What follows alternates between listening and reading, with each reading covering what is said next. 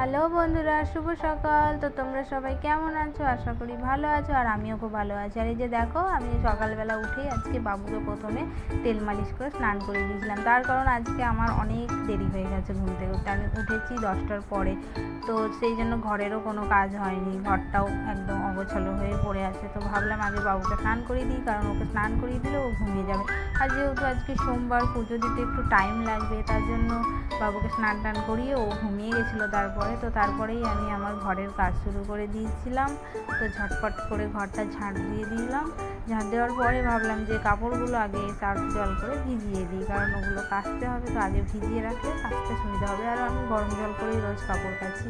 তো কাপড়গুলো ঝটপট করে ভিজিয়ে দিলাম। কাপড়গুলো ভিজানোর পরে ভিজিয়ে রেখে আমি ভাবলাম ঘরটা প্রথমে মুছে নিই। তো ঘরটাই আর কি মুছে নিচ্ছিলাম, কারণ বাবু উঠে গেলে তো আমার কাজ ওখানেই স্টপ হয়ে যাবে। মানে যতটুকু কাজ করে রাখবো ওই জায়গাতেই আমার কাজ থেমে যাবে। ও উঠলে আমি একটাও কাজ করতে পারি না, ওকে নিয়ে ব্যস্ত থাকি। তো ওর জন্য তাড়াহুড়ো করে কাজগুলো আগে করে নিচ্ছিলাম। তো ঘর মুছে নেওয়ার পরে আমি কাপড়গুলো কেচে নিয়েছিলাম, কাচার পরে সব মিলেও দিয়েছিলাম। তারপরে ভাবলাম যে ঠাকুরের বাসনগুলো আগে মেজে নিই, কারণ আমি যদি স্নান করে নিই আর তারপরে যদি বাসন মাজি, তো তার মধ্যে যদি বাবু উঠে যায় আর বাসনগুলো, ওকে নিয়ে তো বাসন মাজতে পারবো না, ওকে নিয়ে হয়তো আমি পুজোটা দিয়ে নিই। তো বাসন মাজার পরে ভাবলাম ও ঘুমাচ্ছে, তো তাড়াতাড়ি করে স্নান করে নিই। তো স্নান করে চলে এলাম, আর এসে তাড়াহুড়ো করেই পুজোটা দিচ্ছিলাম। কিন্তু দেখলাম আমার তাড়াহুড়ো করে কোনো লাভ হলো না, কারণ পুজো দিতে দিতে ও উঠে গেছিলো ঘুম থেকে। তো তারপরে কি করব, ওকে নিয়েই পুজোটা দিলাম কোলে করে নিয়ে। আর দেখো কি করছে, ওকে নিয়ে পুজো দেওয়া সম্ভব?